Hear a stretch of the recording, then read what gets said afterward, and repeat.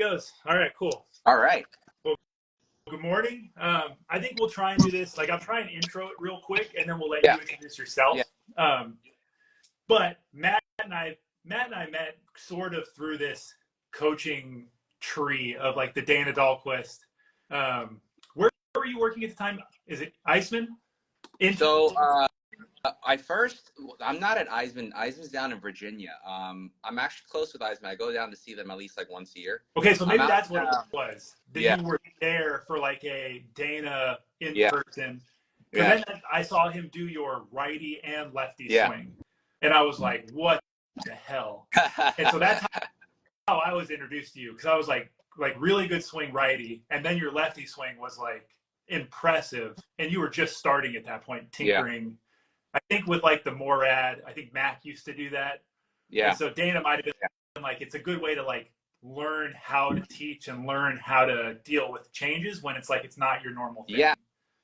I mean, like if you think about it, I'm just telling people all the time, hey, the changes take time. You got to be patient. Now I'm actually going through it, and like, oh my God, this thing is like Painful. so hard. Yeah. I'm kind of reliving what I lived back in like when I was younger. Right. Yeah. Okay. So the goal of this is I think we're going to talk about like a few main things. The first main thing is going to be like speed, how speed work is maybe good for golf, how it's maybe not so good for golf. And then like the spectrum from like increasing speed 5 or 10 miles an hour versus increasing club speed like 20, 25, 30 miles an hour. Like those two things end up being very different and they impact your golf very differently. Then we're going to look, hopefully, like maybe it'll branch out of those discussions, but like how certain swing positions benefit like the really high speeds and how those positions may hurt the golf game. And so it's like the cornerstone is like the maximum speed and how it impacts golf. I think that's going to be like the major thing. Yeah. And then it's going to be like some feels and things around how we load up our system, how we perceive positions and intention, I think is a cool thing you said. So I'll let you like just do a quick introduction for people who maybe don't know you. Yeah. So I'm I played Division II college golf. I'm out in New York. I teach in New York City and Manhattan 1 day a week, and I'm mainly based out in Long Island. I got into an injury when I turned pro, so I kind of hung up professional golf. And then I was always a tinker. So like in 2016, I went to go see Dana for the first time. And then that really opened up my eyes as to like how I wanted to like be in the golf industry. Yeah. So since 2016, it's just been like meeting all these cool coaches. Like I was super lucky to hang out with John Eisman. I saw George once, Dana, good buddy of mine, JT Thomas, all these people. Like it's not like I like figured all this stuff out like on my own. It's just like meeting different, like all these awesome coaches and just like gaining perspective and just filtering stuff out, filtering stuff in. And I guess that's where I'm at right now. But your story is a little similar to mine. You met Dana at a certain club speed and then got somewhere else. So like you learned a lot, kind of doing the exact same thing I did. So what was your... Yeah, so in college, I was like one of those players, like I swung it at 103 or 104. Not straight. Like I would have the like left and the right miss. And then it was just really hard to play golf like that. And then I went to go see Dana. We clocked in at 104. That was the first time I've ever been on TrackMan back in 2016. And then like throughout the years, meeting John Eisman, focusing on all those like ground force reaction stuff. And I got it up to 130 and 191 ball speed without much. I mean, I don't mean to brag, but like without much like gym work. Yeah. Just like purely like movement stuff. Yeah. Swing stuff, movement stuff. So I feel like I have a pretty good idea as to like both kind of ends of the spectrum. I mean, 130 is not fast, but for my size, I think it's pretty fast. I mean, that's you were moving it. You were cooking. It's a 25 mile an hour swing speed gain, which that in and of itself is wild. Yeah, I think the good thing about like training for speed, right? It's like golf is such. I think instruction is so positional, and people try to chase pictures and like what their swing looks like. They forget that it's an actual sport. You're trying to create force. You're trying to create speed. I think training for speed is good because you kind of shut off the mechanical stuff and you end up you start to move like an athlete. So I think everyone would benefit from doing speed stuff just to train, like, oh, how the feet reacts to how I'm moving this way, or like how I create this kind of force, or kind of just learning how to be an athlete. That's why I think it's important for like kids too to early on like swing really fast. But okay, so we talked before this, and you said something about loading fascia, like getting tension in the swing. So when we talk about, like, you just said a thing about coaching is like overly positional. So like it's really easy to freeze a 240 frames per second video at, you know, a given position and be like, hey, your arms are close to you. Like, we want them to be further away. Yeah. And because of that, people start trying to reach for a further away position without changing how it got from point A to B. Exactly. So I thought that was interesting. Like this idea of loading, or this idea of like tension. Usually tension in a golf swing is thought of as like really bad because you're thinking like, I'm gripping down. So explain. Yeah. So tension is probably the number one thing that I see missing from a lot of like amateur golfers. When you're so focused on like getting into a certain position and not understanding how like those pictures happen in during a motion, I think that's when people start to get into trouble, and there's not enough like energy in the system. So the tension is what sends the proper like signals to the brain as to how to create that force we need, right? So without that tension that they create, that they're missing, it's hard to do all those like ground force reaction stuff that people are looking for. So like, I think instruction goes through like different like phases, right? Before it was like a huge shallowing thing and like left bend, right bend. Right. Now there's a lot of people talking about ground force reactions, but like none of that stuff really matters if you don't create tension. You get what I'm saying, right? Like if I can fake like left to right trace, right? But if I don't create that load, there's nothing to really shoot out. Right. Yeah. So that's how I think about it. I think if you learn to load fascia, if you learn to create tension correctly, like all the other stuff kind of happen as like a reaction or like a result, in my opinion.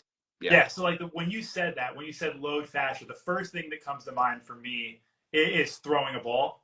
So when I throw a ball and I wing my arm back, like if you pay attention, you feel things here get tight, to tension. And so the feeling in the golf swing is like throwing the arm away, or like landing left and opening the rib cage or the pelvis. Like that creates a certain level of tension. It's not like manual muscle effort tension. It's a reflexive. Like, hey, things are getting stretched. Exactly. If you don't really have to teach a kid how to throw a ball, right? Once they do this, they kind of know how to step and just do it. It's like built into our like DNA. Right. And when you tell them to throw it faster, they stretch it further. Yeah, and you don't tell them like, hey, reach it higher, put your elbow here, like let the hand fall back. Exactly. It's like we've been doing it for like thousands of years. It's like it's built into our DNA to load it and how to create force. And then people start to get into trouble when they try to manually produce that force. Right. Yeah. Okay. So the right tension. Mike, I see that question. Load, manual muscle. Okay, so the difference between loading and like manually, like let's say flexing, would be like if I just put my arm in front of me and throw it out behind me as far as I can, it's going to stop and bounce, and you're going to feel a tension. If I hold my arm out in front of me and I just try and break this golf club and squeeze really hard, I get tension, but it's manual, and then I can't move. So the difference is like momentum and stretch and energy creating a tension versus tension creating like a static position. Cool? Exactly. Couldn't have said that better. Okay, cool. Okay, so from this idea of tension and forces and movement, we get into like what we both did, which was chase like massive amounts of speed. Yeah. For us respectively. Yeah. We found some stuff that was good with that. Like we learned a lot of very positive things, but then both of us love playing like good golf, like whatever that is. And we found some things that got really problematic. Yeah. So like a lot of people ask me, hey, like you hit the ball so far, like why don't you go play like qualify for a tour event?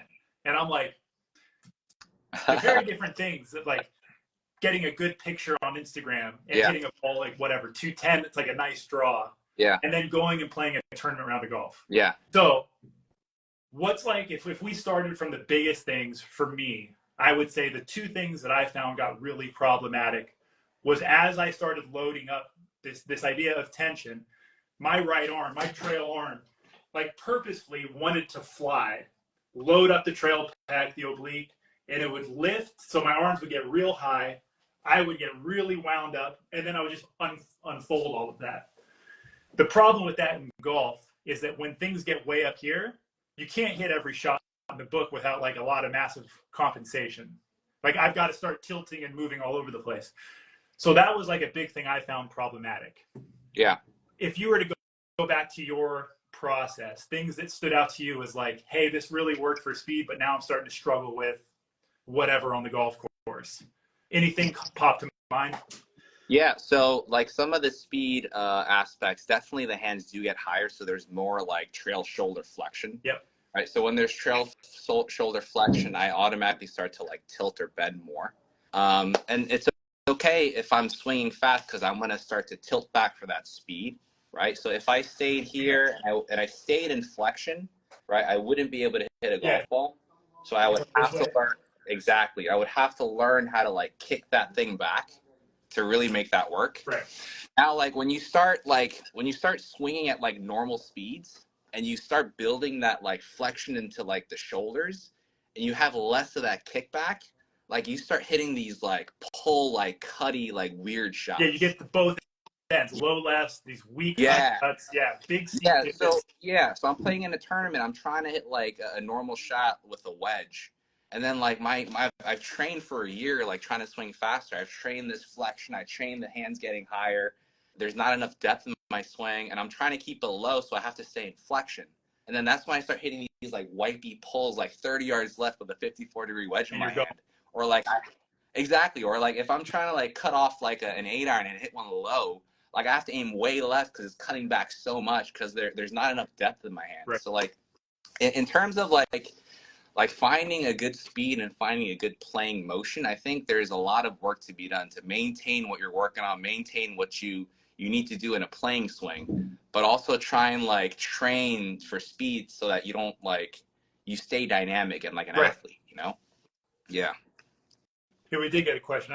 I have a question. The ribcage sway. If you are addressed to the ball and the ball is at 12 o'clock, are we feeling the ribcage swaying to 9 or closer to 10? So is he talking about swaying off the ball? I think he's talking about maybe down. So I guess he's saying like when we come down, do we just ribcage sway kind of like, if this is 12 o'clock, do we ribcage sway just to like 9 or do we ribcage sway to like 10 or like 11 o'clock? I think that's what he's saying.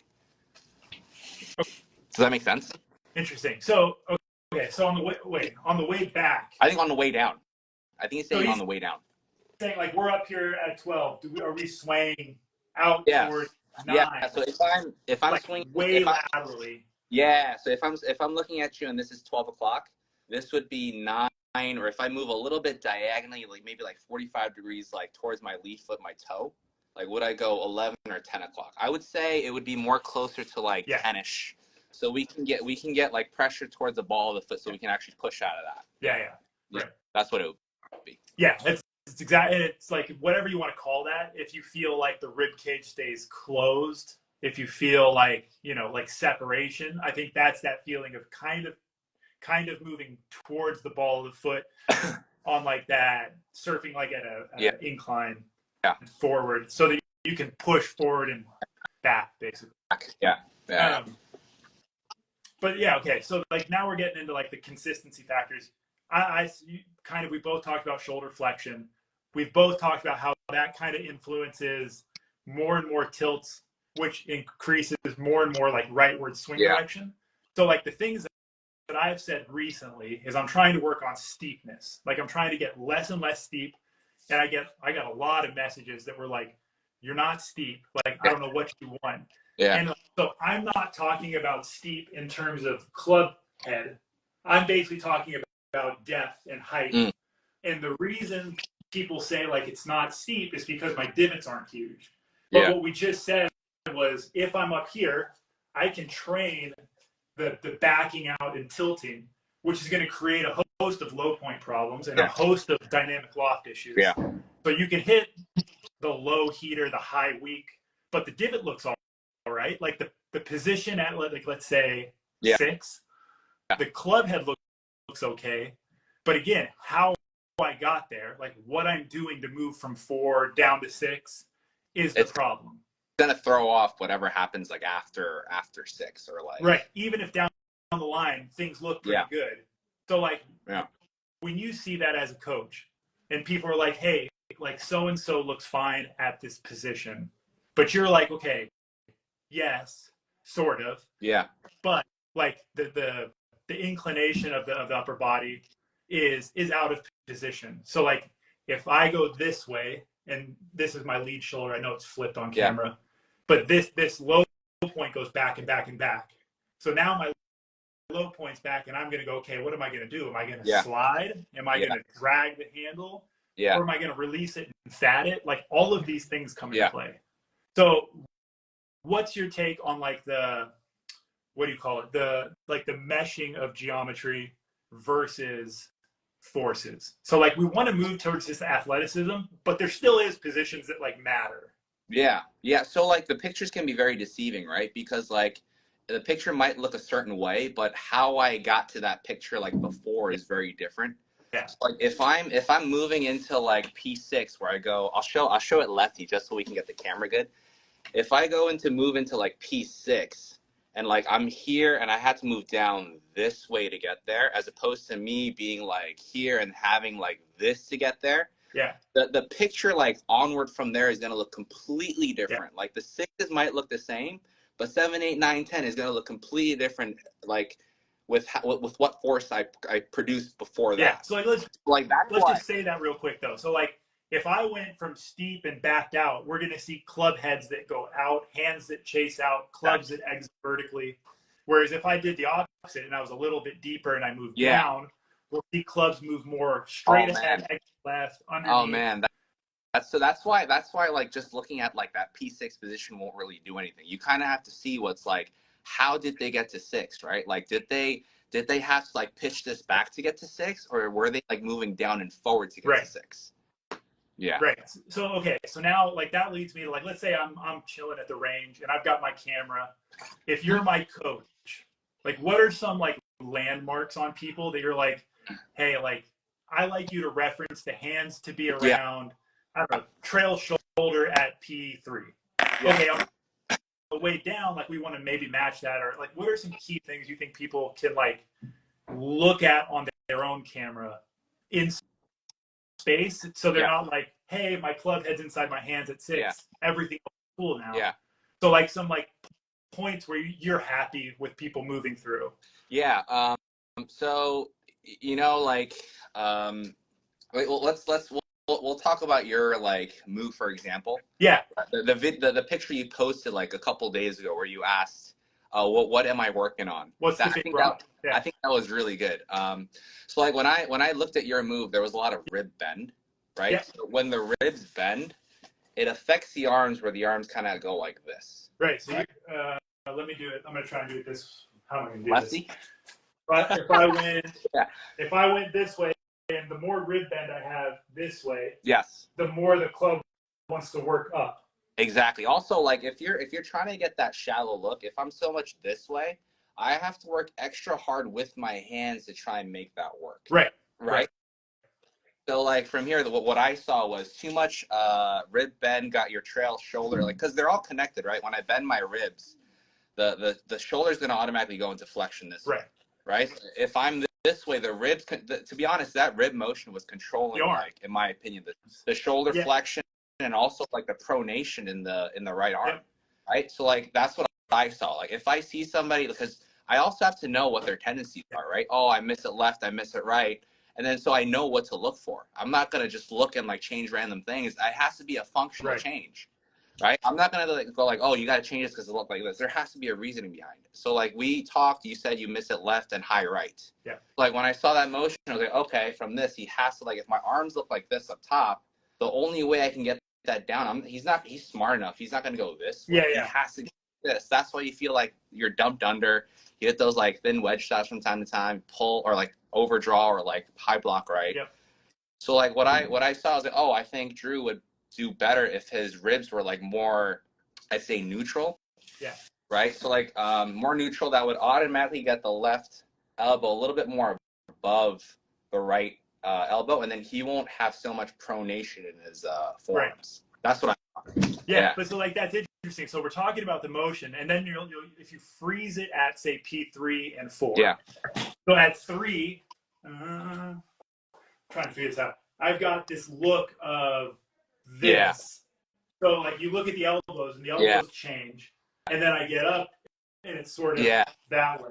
Which is all very long drive. Like I purposely did that when I was trying to go faster. Yeah. I was trying to wind up, stretch the trail side, and do all these things. Yeah. But when I try to hit a flighted wedge, like, oh god, it doesn't exist. Like, well, because you have to stay in flexion.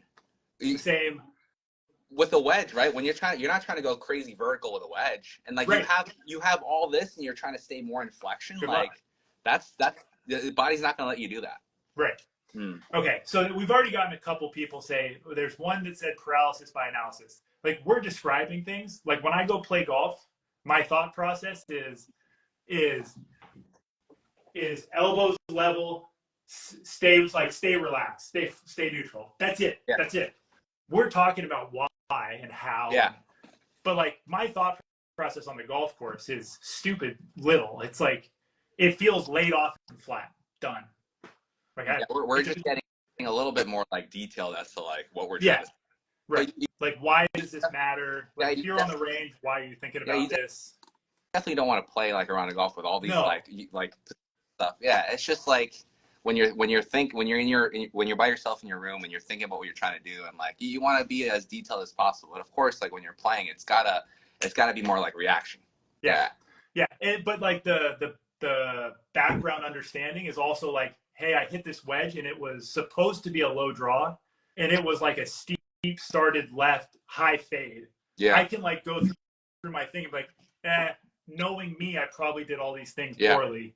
So like next swing, I'm just gonna get flat and lay it off more than that last one, and that's it. Yeah, so it's not like this is not going through my head. When I'm golf course. That'd be crazy. You wouldn't be able to play golf. No, yeah. But that's a tough thing with Instagram is like I'll say things like this in the hopes that it's helpful, but like ideally, like I'm on the golf course thinking of like one, maybe two things, maybe, and it's really simple stuff. So hopefully that makes sense. Okay, but going back to this like almost like bell curve of like speed work was really good and then it became sort of bad. For me, it got into this like the positions got more and more extreme the faster and faster I tried to go. Because the positions got more extreme on course, the compensations had to go up and up and up. Bigger. Hit all of the different shots I wanted to hit. Bigger, yeah. So do you think there's like it's hard for me to say like, oh, there's a percentage gain or whatever. It's like, do you think there's a spot in which you could be as a coach be like, you're fast enough, like let's stop chasing more and more? Or is it just like a fluid like, hey, the geometry, your positions are changing enough to where we've got to say like no more, like let's go back, and you may lose 5 miles an hour or whatever. Yeah. Like how would you deal with that as a coach talking to a golfer? Well, I think the thing about like long drive, right? It's like the reason why you don't have to get so like positional is because like, I mean, the grid's not crazy big, but it's fairly wide, right? Like you don't have to hit it like crazy straight. Right. No, so like, you know, with that mindset, if you're like a competitive golfer and you're training like, I don't care where the ball goes, I'm just gonna swing as fast as I can. I think that kind of mindset might get somebody into trouble. Like, I think it's important to kind of, you know, like also while you're working on speed to do like the necessary like maintenance work in terms of like positional to learn how to swing as fast with good positions, you know? I think that's very important. Instead of like completely like, okay, I'm just gonna like rip the cover off this ball and just swing it as hard as I can. Like you have to manage like the positions, because the faster you swing, like if you swing it offline, the further offline it's going to go, right? So I think there just has to be a very good balance, like especially if you're like a serious competitive golfer, Yeah. you have to do a good balance of like maintenance, positional, and also like training the brain and like the athleticism part of it. Yeah. And then do you have the same preference with speed work? Like let's say you've got super speed or stack or whatever. Are you saying make the radar go as fast as possible? Or are you saying make it go as fast as possible with the idea of like a decently I solid think golf swing? I Yeah. think both. I think I wouldn't do, because especially like when you're focused on little like positional stuff, you're not really turning the governor off. You need to learn how to turn that governor off. But I think it's just you need a good mixture, like especially like if you're trying to play like a high level level of golf. It just can't be one or the other. It has to be a good blend or mixture, in my Yeah. opinion. So you're not opposed to dipping into like maybe some Oh wild no, positions of course not. Yeah, and then understand the place, yeah, time and place. Um, yeah, would you ever say like it's a good idea to maybe go wild with your speed work and then like your positional checks, like as long as you can flight little yeah, wedges, like yeah, that's a nice in and out of speed, yeah. and then like hey, I still keep my structure. I guess that's what like the best do, right? Like a Yeah, Rory or like a Dustin, they have that like extra gear, but then like they can also like hit those like nippy 50, 60-yard shots, no problem. yeah. That's so good. And I'll never forget Dana saying like when he was on the range at some tour events and like somebody like a Dustin Johnson was maybe he was overcutting things. Yeah. He's like he doesn't do anything other than hit like 4 draws, and then he's like okay, like there's some semblance of the other side of the coin, and then you go back. So it seems like it's the same idea with speed, like smash and then like let's hit these nice nifty little short ones, and I like somewhere in the middle is a 5 iron or like a normal stock iron shot. Yeah, like when you're doing the speed stuff, what do you're training like the legs to like produce like braking force. You're training them like how to like extend, how to like grip the ground, right? Like it's something you can't train manually. Yeah. Right? You're not gonna like stand there like tighten the legs, like try and grip the form manually. Yeah. It's a reaction to you not trying to like fall over with all that force you're creating. Yeah. Right? So 100%. all that stuff is just being trained through like speed training. You can't just train that like manually. Some other Yeah. way. Like you're not gonna say like go to a freezer now, go hug the ground really Yeah, hard. exactly. Yeah. Exactly. So like Yeah. when I'm doing swing work with like students, like I don't actually like if they do hit like a position where they freeze, I make sure they create some sort of athletic motion before they start to hit that little float, Yeah. because I don't want them to just come down from there. I have to yeah. 100%. Yeah. Well, so Colin just said a lot of people try and overdo speed from the hands. Yeah. I would say hands and shoulders Yeah. seem to be people's engine. Yeah. And because of that, you get a lot of funky stuff. So like to our point, training speed is really beneficial because it teaches you sort of forcefully how to do it properly. Like you can't go 130 not using your legs or not sequencing things. Yeah. So like my when people start to get like quick with the hands or like they start having that casting motion, my reasoning behind that is because they haven't created the proper tension. Yeah, and that's them trying to like make up for that, like because their intent is to create speed, but the brain doesn't have like what it needs to create that force, and then that's them going, let me create that speed. Yeah. So okay, so my analogy there is trying to do like a vertical jump, like stand underneath the basketball hoop and touch the rim. Yeah. But don't bend your knees. And you're like, what are you gonna do? You're gonna start like yanking from your upper body to do something, but if you just bent your knees and dropped and jumped, you'd be a lot better off. It'd feel easy. Yeah. Exactly. Yeah, that's cool. Anybody have any questions while we're in here? Brute force. Yeah, like brute force is never gonna get it done in a speed sport ever. Like my partner Landon in next year, he has these like there's research studies on contraction velocities, muscles and tendons, and muscles are like I think it's like 15 times slower than a tendon. So like if I try to like move my arm, it's never going to be as fast as if I loaded it and like I don't do anything with the arm, but I swing it back and then unwind from the pelvis and thorax. The arm will move faster because there'll be a tension bit here that slings it. There's a good like analogy I like to use. Like just imagine you're underwater and you're trying to swing your lead arm as fast as you can. Like the movement's going to be right there. Just figure out a way to record what you do underwater and just watch what you do. Yeah. Because there's no choice. Yeah, exactly. So the club path on the way back on the shoulder plane, on the club plane. So the club path on the way back. When is Drew coming to New York? Okay, so on the way back, like that's the thing I'm talking about. A lot of times I have this, like I'm searching for hands on the trail shoulder, and then basically from there I just like to see everything rotate back to the top. I have a tendency to get it on the shoulder. The club looks more like this, and then I lift. So like, yeah, like I'm looking for the hands to hit somewhere around trail shoulder to answer that. I like that too. I like hands kind of like in front of the sternum at like at 3, and yeah, kind of, I guess the hands like kind of tracing kind of above the shoulder like this. Yeah, like just slightly, like just see the bottom of the shoulder. Yeah. Grip tension to me is always just like a firm. Basically firm, but you can waggle. Like that's it. Yeah. Done. Is keeping your eye on the ball.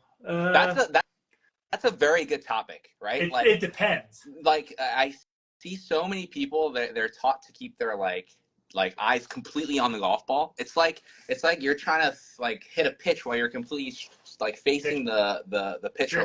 Yeah. I see so many people try and keep their noses over the golf ball. They don't realize like the neck supports the rib rotation, right? So as I'm turning, like the neck has to have some turn. You can't just like try and keep it there the whole time. I was gonna say the nose will move, but the eyes can turn. Yeah, exactly. So eye exactly. on the ball. Yeah, you might want to see the ball, but not fixating the head in a spot. Okay. Did you find it easier to get into the right side bend from a neutral rib position? Well, so because that's a good question, because I don't find it easier. I find I do it better. So like the more left bend I get, the more I seem to back out and fall out of the shot. Versus the more neutral I stand, the more my upper body grabs forward and doesn't just go bam, way back. So that was a video you posted that was like a light bulb, was that the rib cage can move forward while the head stays still. So that was like a big one. So that's actually one of the biggest things I learned through the speed thing, was how important the sternum and up is in the golf swing, and not just like the pelvis. Yeah. So like where the sternum goes in space has just huge implications on both how you can grab the ground and create speed and how the club gets delivered. For me, like it was a huge, because I was taught my whole life, like so my dad, kind of like Xander, I would do like a step drill. I don't know how far back I need to go, but like I would swing and then like swing and hit the ball. But my dad always wanted me to hit big high draws. So I got into this like over here, and then I would slide and just like hit the biggest, highest hook you've ever seen. Yeah. But that's how I grew up learning to play. That's how he liked to play. Yeah. So the whole upper body stuff to me has been like a mind trick. Yeah. Like it's been crazy. Yeah, because like if your intent is to hit a high draw, you definitely need to like be back here. So like all this like rip stuff like going forward, it's definitely like foreign for sure. Because like even growing up too, right? Like it's like bump the hip, get this back, shoulder down, tilt the head, hit up. Like the amount of times I heard hit up on the driver, and like, bro, I hit up 20 now. Like that's all I do. Best way to fix across the line. I thought you said it the best. The best way to fix the across the line is to sort out the big pieces. So the ribs would be. So I see a lot of people like. So left bend, there is some left bend, right? So like when people try to achieve left bend, they kind of go too much, where they look like this. Yeah. Right. If you look at like a young Rory or a Tiger, you'll see like this side is actually fairly flat. They look like this. So like the only inclination they have to the ground, it should be from like the pelvis. If I'm here, I don't need to add more of this, right? I just need to go whoop, boom, and we're right there. Yeah. I still have the tilt in my shoulders. Yeah. Yeah. So it's for you, like the first bit, not necessarily perfect, but the first bit isn't worrying about the forearms and the arms. It's the rib cage and the bend first. If for some reason that doesn't clean it up and you've got some stuff going on, then we can talk about the arms. Yeah, then you have to look at how the shoulders and like the scapula are moving. But like if I'm trying to get into a position where I'm fairly flat and my rib cage looks like this, I just have to work 3 times as hard to do that. Right. Yeah. So the more you go this way, the more external or whatever things have to get. And that's harder to do.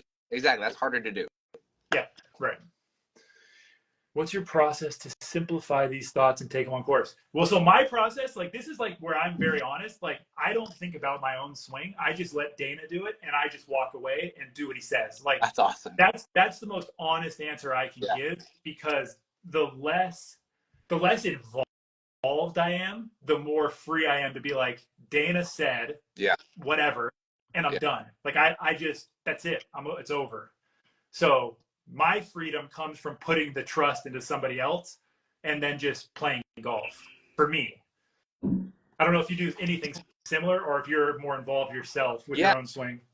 I just, I mean, I talk to a lot of people. A lot of people. The person I talk to the most would be JT. I don't know if you heard of JT Thomas.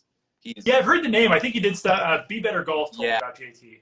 Yeah, he's awesome. He's the one that like taught me all about this fascia stuff, and like he's the guy I talked to. He gave me like the general like blueprint, and through like I'd say trial and error, just hitting balls, like these light bulbs like started to go off in my head. I'm like, oh my god, this is what I've been missing, especially in my teachings. Right, when somebody misses it way right, like previously I would just tell them, hey, get the wrist more into flexion.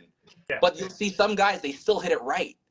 Now that's when like I realized, like when I like changed my teaching into like the more fascia like model, like you don't even need this to hit a nice little draw. You can be like this and still hit draw. What part of Long Island do you work out of? I'm in New Hyde Park.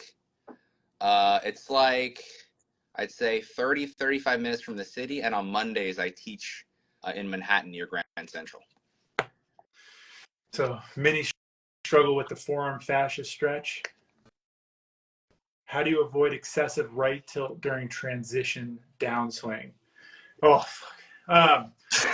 So part of it's how you load up on the backswing, and then part of it, for me, is conceptual. Like I just didn't understand what right bend can be.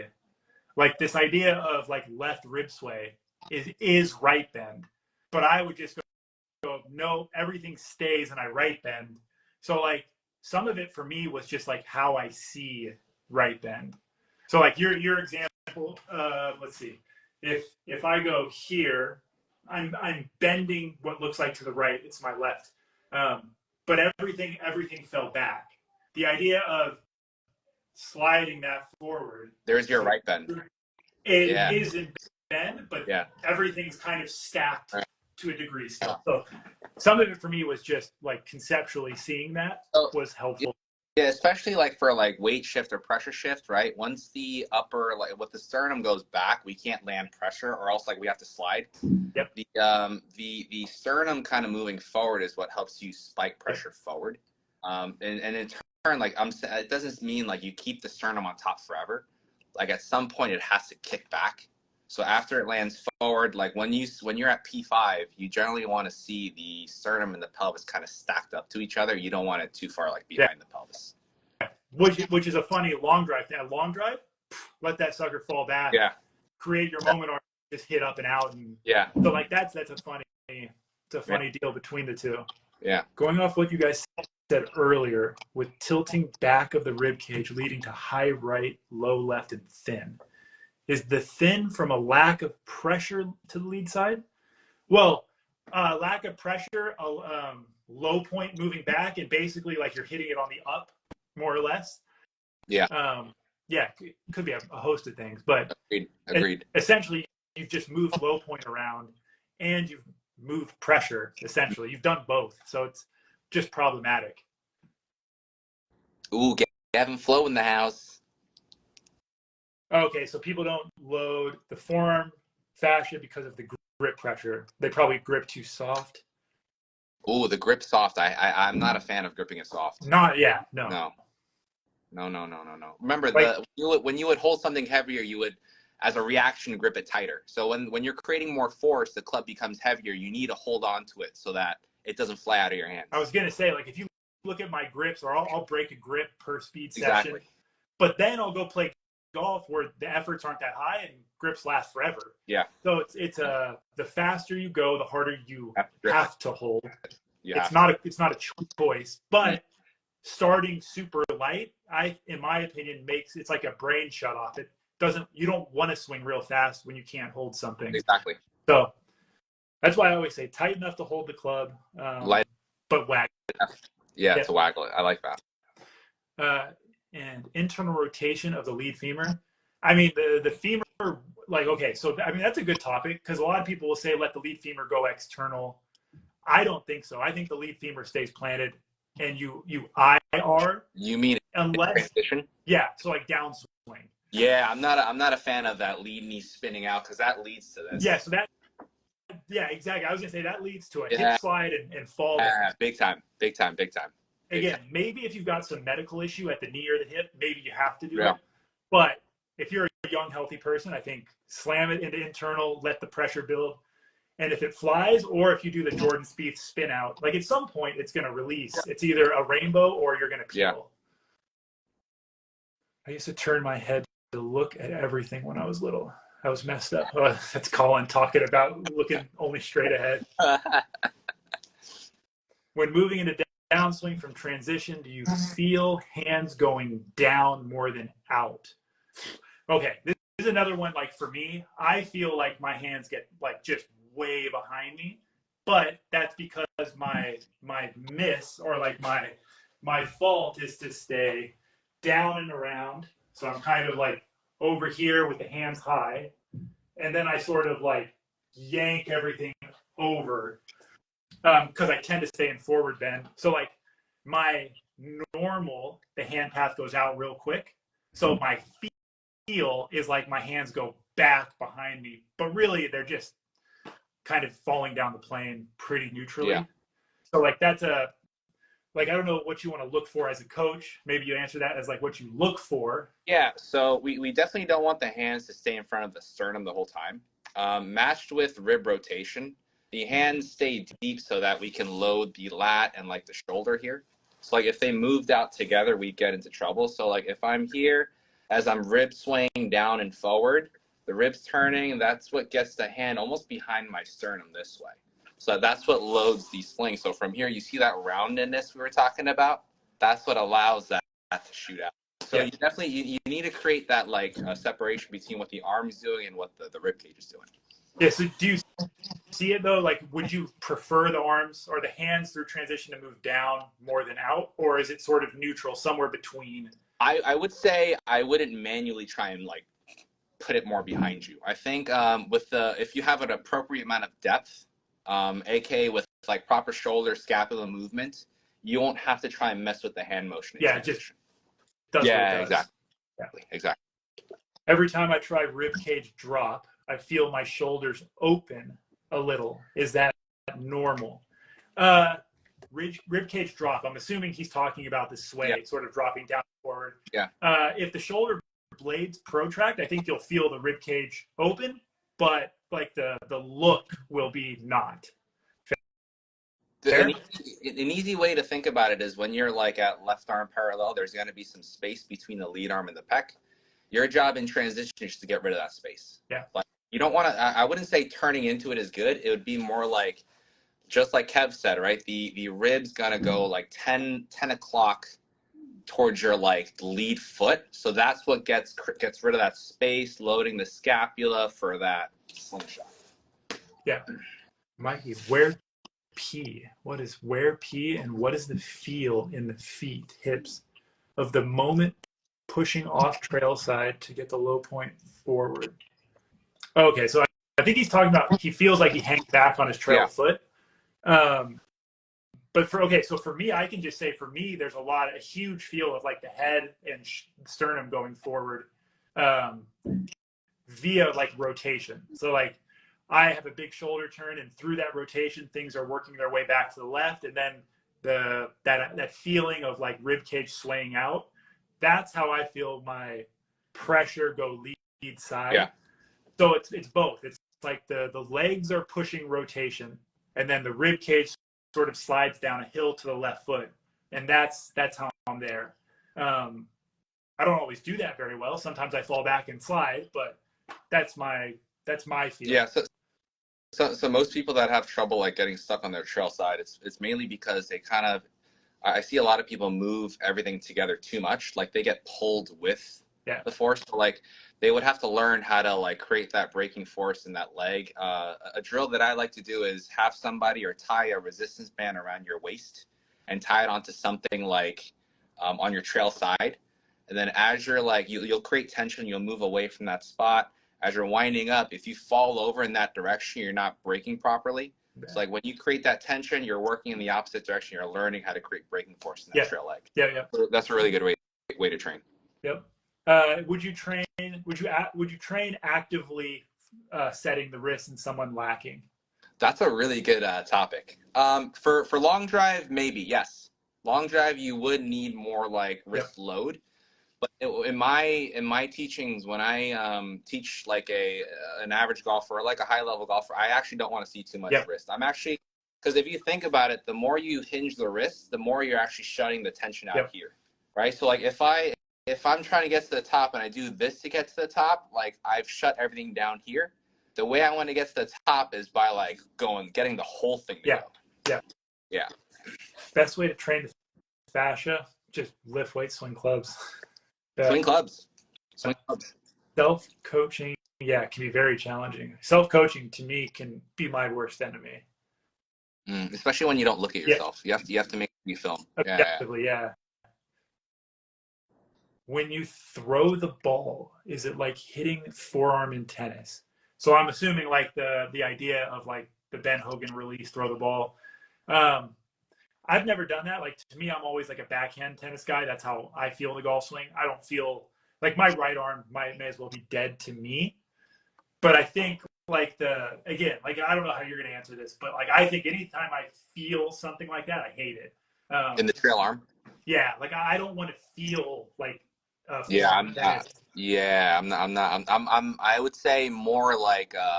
Well, I actually use the trail side to kind of help me create the stretch. So that's why I'll do drills where I like hold my lead arm and I'll just pull everything out. But then like on the downswing, I'm not like trying to do anything with that trail arm. Right. It's very passive. Same. How many times a week would you train speed if you're a competitive golfer? I mean, it depends on you. Like if you're swinging at 120 something, like probably wouldn't worry about it all that much. Yeah. If you're 105, I'd probably train it. I wouldn't be afraid to train it 3 days a week. Like that doesn't scare me, but I wouldn't do it. Like if I'm competitive, I'd have a bigger emphasis on doing it with like a decent golf swing. If you swing at 120, go work on your wedge. Yeah, exactly. Yeah. Like it doesn't matter.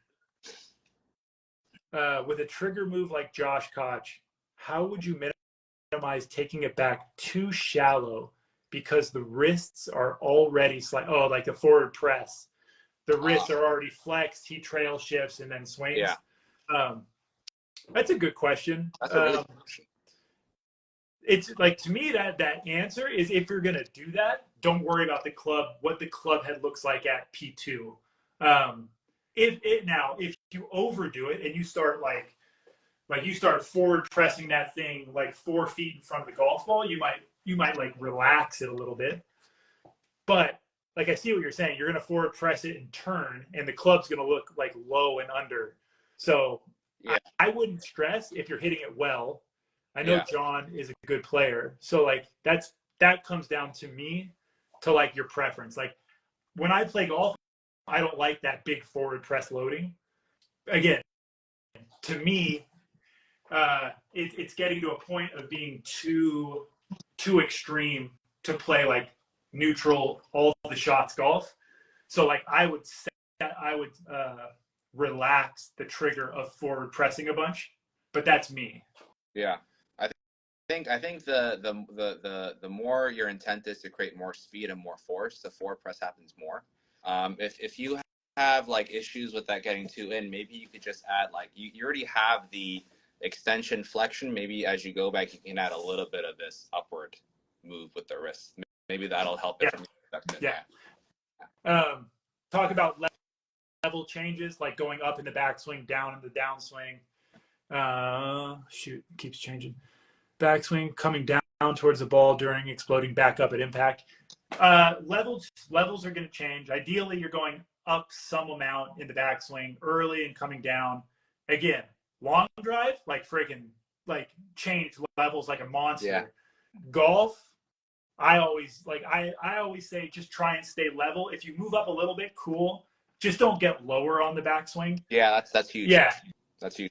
But like I'm not going to tell people again. Like if you're swinging the golf club 90 miles an hour, you can have more of a long drive golf swing on the course. If you're swinging at 120, you don't need to be changing levels all that much at all. Exactly. So it's a spectrum. Maddie, can Joe book a lesson with you when you're in VA? Oh yeah, of course. Just shoot me a DM. Yeah. I just described as sitting in a car leaning on the center console. Shoot, I'm not sure what that means, Colin. Describe. How long we've been doing this? A long time. Do you rib cage sway with wedges? I would say not a great, because you're starting left or on your lead side, and you kind of stay there more. Yeah, you would have tilt, because the way I like to play wedges, it's more of like a stack and tilty feel. I like to have a little tilt in the shoulders. So if you get the rib cage to sway too far forward, low point gets too far forward, you start hitting these like low wipey like cuts or maybe shanks. Yep, I agree with that. Do you feel the hands going out or down from the top? Again, more down than out, but neither real, like neutral. They would stay back, stay in. Like if I'm here, like I would kind of keep them in. Yeah, Tyler. So Tyler's in our next gear group. He's snapped the ends off golf clubs doing long drive training. Oh, he's like a 160 club speed guy. Oh my gosh. Yeah. I would love to see that in person. Yeah, he's a strong. Oh God, that's crazy. Matt, can you please release more in-depth YouTube videos? I should. I need to hire an editor. That thing takes way too long. It's not as easy as people seem to think. Oh my gosh, it takes so long. Stalling out rotation at P6 causing flipping. Look at P2, 3, 4. Yeah, you probably doing something in transition. It's probably like you pull down first in transition. Yep. Good God, man. I'm still trying to catch up. Borgmeyer says to throw the club out for width at the start of transition. Do you feel this? Okay, so this is that idea of like he gets up here and like he goes this way. I've never felt that a day in my life. But the better I swing, the wider I look. So this goes back to our description. I think it's because of the rib cage, like a little forward. So if I'm going rib cage this way, that would create a little bit of a look. Yep. Because you definitely don't want to bring it in this way. Because if I keep this width and I go into it, that's what stretches out the scapula and the shoulder more. You definitely don't want it to move together. See how nothing's loading? We want this look so it would feel like it's kind of like creating some space in transition. Yeah, and I would say a lot of long drive guys get into this feel. Yeah. So like they may feel like they're doing a lot of that, even though they're not. Yes. Now I know my long drive swing, like my lead arm stays very long, but my trail arm collapses and things get very close to my trail shoulder. But like face on, it looks very long. So that's one of the things golf wise, like this trail arm gets real small and then slings out at the bottom. So like that video you used of Tiger where he looks like he's got a driver and he's like his left, everything's like way out there. Yeah. Maybe that's a feel they're trying to get. I just think you do it the way Matt's saying. with the rib cage. It's Not not like manually doing this. Yeah. Yeah. I don't think that's going to get you anywhere. Trust me, I've tried everything. Depth at the top is swing, but of club over heels. Oh, okay, so like goes back to what I was asking. Like if you're a coach looking at a swing at P4, do you want to see the hands like over the heel of the foot, the ankle bone, the shoelaces? I would say maybe like towards maybe not at the edge of the heel, maybe between like the middle of the foot and the heel, kind of like in that area, like middle-ish or like. So somewhere like ankle bone-ish. Yeah, somewhere around there. Yeah. Now, does that change for types of shots? Say I want to hit like a pull fade guy, or I want to be a push draw person. It might. It might. It definitely would. It definitely would. It definitely not. It's going to change what it does from 4 to 5. Exactly. Yeah. So if it remains the same up top, you have to change what's happening in transition. Yeah, for sure. How long did it take you to go from 104 to 130, Matt? And what was your training like to do it? It was very on and off. But I went like a good like 8 months, consistently like doing it 3 times a week. I should have done some gym work, but it was just like in my office in between sessions. Like if I had an hour, I'm just like taking my clothes off, like banging music and just like going ham. But that took about like 8 to 9 months. But then that's like also shutting off like where the ball's going, shutting off the ball tracking, just putting the number up there to try and get the number. Exactly. Yeah. Yeah, it's funny. We always describe the gym work as like a robustness thing to deal with speed work in golf and stuff. Like there's too many examples of very, very strong people not hitting the ball far and very weak people hitting the ball very far. Yeah. That like the correlation or like the direct influence the weight room has on speed is not very strong. No, I don't think so.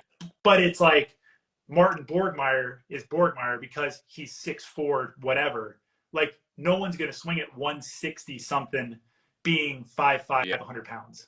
Yeah. So like there's a correlation. It's just super weak. Yeah, I would say like a Brooks Koepka or like a Bryson, right? They're big and strong, right? People would think they're gonna lack some mobility, but like they've been training like their like fascia system ever since they were kids, so they're already like flexible. They know how to stretch it. They're elastic. So if they put on muscles, it's fine because they already have the flexibility and the elasticity in their system.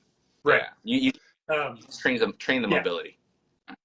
How early is too early getting back to lead side for like max speed, long drive?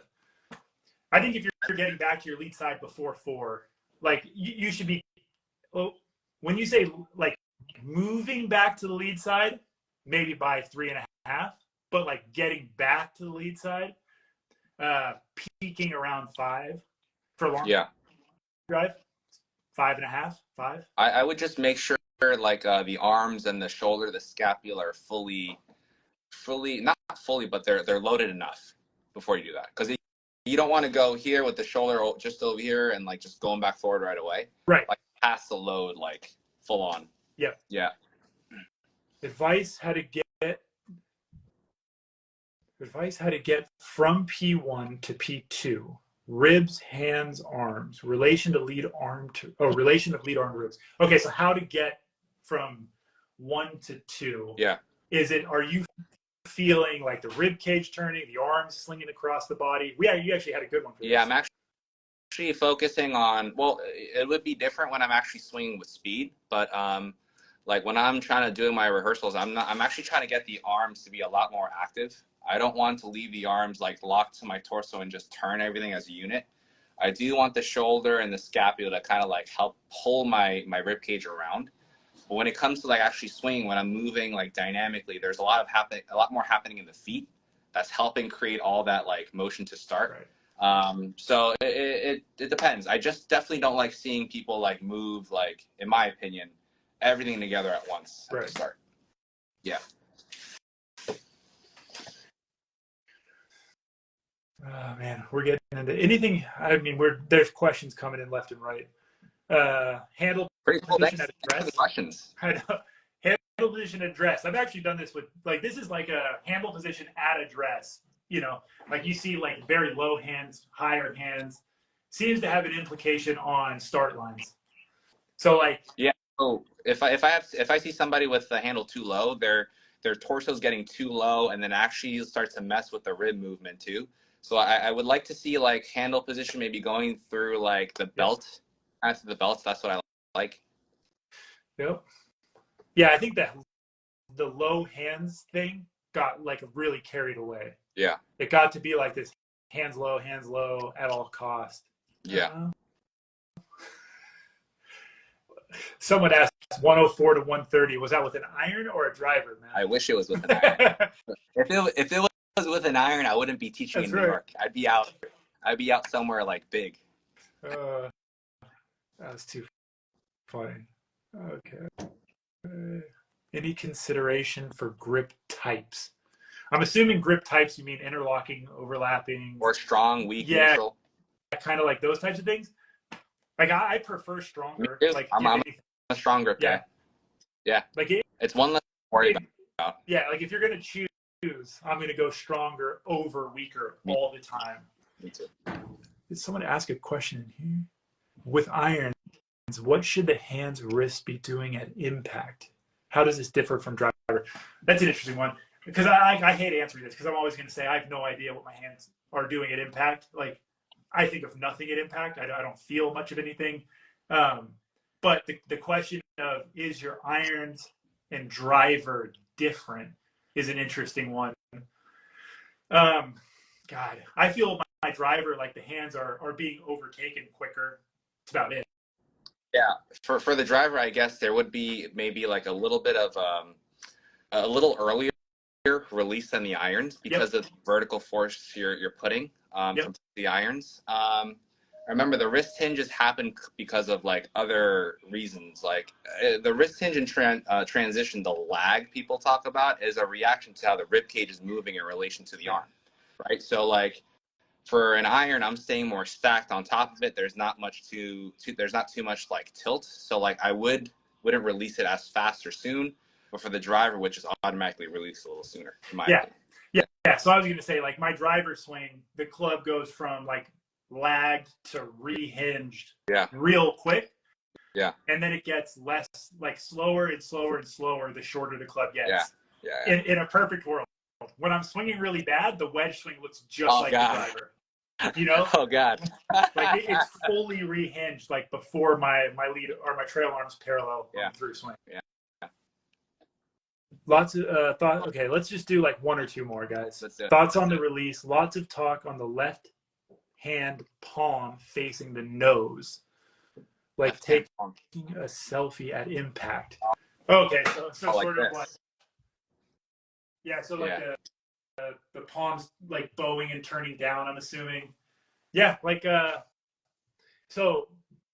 Personally, again, that's going to be more like flighted wedge feel for me. But like driver, my lead arms, my palms going into extension. The phone would be taking a selfie of the ground. I think it also depends on like grip, how you grip the club. So if you have a really weak grip, you kind of have to like that because you're not going to do this with a weak grip. Like you'll hit 3 holes over to the right if you're a righty golfer. So depends on the grip too. Yep. All right, I think that's it. I think somebody asked you a question for right-hand golfer, blah, blah, blah. What's your driving average distance, man? I'd say at the moment, maybe like 280, 285 in the air. I don't swing it near 130 anymore. I'm probably cruising like 113, 112, 113. But golf is fine at that. Oh, yeah. It's, the courses I play, it's fine. Yeah, right. All right, man. Well, I think I'll let you go then. Unless you got any parting words, any words of wisdom for people? This was really cool. Hopefully we get to do this more often. I've been following you for a while, so I'm a huge fan. And having the opportunity to talk to you over like in front of people like this has been a huge like honor. So I appreciate the time. We should do it again. Like I don't know if YouTube works where like you can hear things, but like you can use like a legit camera. We could set you up in your bay, that sounds cool. And like you can actually demo some stuff, and I can like talk you through like questions or whatever. But that'd be fun. You're gonna have to teach me how to do that because I'm technically illiterate when it comes to like technology. Well, I'm super lucky. I've got Landon. Landon figures all that shit out for me. Sounds good. Thanks, Drew. All right, man. That was fun. Peace out. Right. Have a good day. Later. Thanks, guys.